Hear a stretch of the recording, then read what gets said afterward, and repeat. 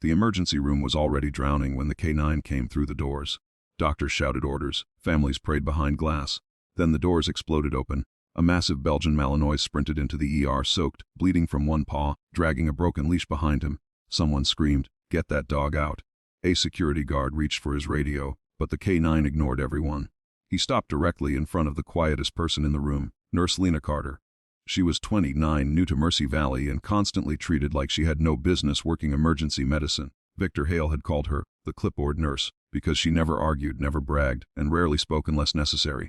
Now the giant dog stared into her eyes. Lena slowly lowered her hands. "Easy, boy." The K9 whined. Then he dropped something at her feet, a torn military identification pouch. Lena froze. Inside was a photograph of a soldier holding the same dog. Her face changed instantly. "Where did you find him?"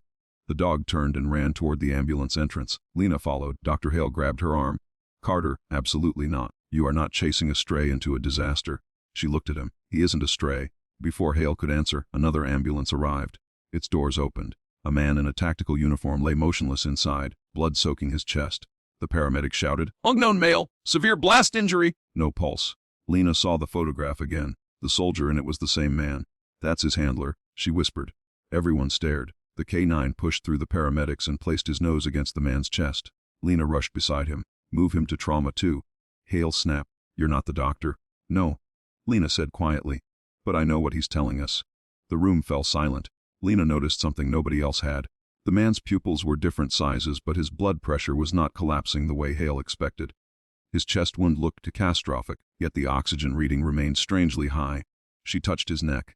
"Stop compressions." Hale stared. "He's pulseless." "Check the left side of his chest." A resident scanned him. His face drained of color. "Doctor, there's air trapped around the heart." Hale understood. "Tension pneumopericardium." Lena nodded. "He's not in cardiac arrest. He's in obstructive shock." The Hale hesitated for one dangerous second. Then he shouted, "Now!" The procedure worked. The man's pulse returned, but Lena wasn't celebrating. The K9 was growling at the patient's backpack. "Open it," she said. Hale frowned. "What? Because he brought us here for a reason." Inside the backpack was a military medical pouch, a satellite phone, and a folded note covered in blood. The note contained only 6 words. "Dan tati abtake hema. Everyone went still. "Take who?" A nurse whispered. The K9 barked. Not at the wounded soldier. At the hospital doors. 3 men in dark jackets had just entered. They looked like worried civilians. But Lena recognized their posture. She stepped in front of the trauma bay. "Lock the doors." Hale blinked. "Carter, what are you talking about?" "No." The security system began sealing the emergency entrance. One of the men reached inside his jacket. The K9 lunged. Security tackled him before he could draw his weapon. Chaos exploded. The other 2 men ran. Lena grabbed a radio. "Code Silver. East Corridor." The Hale stared at her. "How do you know the code?" She didn't answer. Instead, she moved toward the wounded soldier. His fingers suddenly twitched. Lena leaned close. His lips barely moved. "Phoenix." She closed her eyes. The word hit her like a gunshot. Years earlier, Lena had been a combat medic attached to a special operations rescue unit.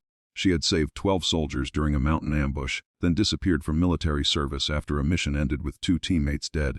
Nobody at Mercy Valley knew. She had buried that life beneath ordinary scrubs and silence. The wounded soldier opened his eyes. "Captain," Lena whispered. "Not anymore." His gaze shifted toward the K9. "Archer found you." Lena looked at the dog. Archer pressed his head against her shoulder. Then another twist arrived. Hale checked the soldier's identification and went pale. "Lena." She looked at him. "This isn't just a soldier."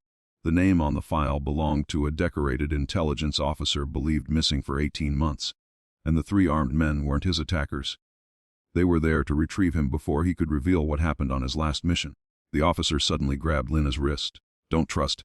His eyes rolled back. The monitor screamed. Lena shouted, "He's crashing." Hale moved aside. For the first time, he didn't question her. "Tell us what to do." Lena took control. 2 units blood. "Prepare surgery. Keep Archer with me. Nobody removes that backpack." A nurse whispered, "Who are you?" Lena looked at the dying officer. Then at the K9 who had crossed a storm, broken through a hospital, and found the one person capable of understanding him. "I was the medic who was supposed to bring him home." Minutes later, surgeons took the officer upstairs. Police arrived. The 3 intruders were arrested. But the mystery remained. Why had Archer chosen Lena? At dawn, the officer woke. His first words were simple. "She was the only one who knew our extraction route." Hale frowned. "Then why did he come here?" The officer looked toward Lena. "Because the person who betrayed us is already inside this hospital." Every face changed. Lena remembered the bloodstained note. Don't let them take him alive. Then she noticed something terrifying. The handwriting matched a signature on the hospital administrator's desk. Before anyone could react, the lights went out. A single emergency lamp flickered on. The administrator stood at the end of the corridor holding a gun. You should have stayed invisible, Lena. She stepped forward. You should have checked my record. The administrator smiled. I did. Lena's expression hardened. Then you know I never missed twice. Archer charged. The gun fired. Glass shattered. Security tackled the administrator, and in the silence afterward, Hale finally approached Lena. I owe you an apology. She shook her head. You owe the dog one. The Hale looked at Archer. The K9 rested his head against Lena's hand. Weeks later, the wounded officer walked out of the hospital. Archer walked beside him. Lena stood at the entrance. The officer stopped. You saved my life twice. Lena smiled. No, Archer brought you home.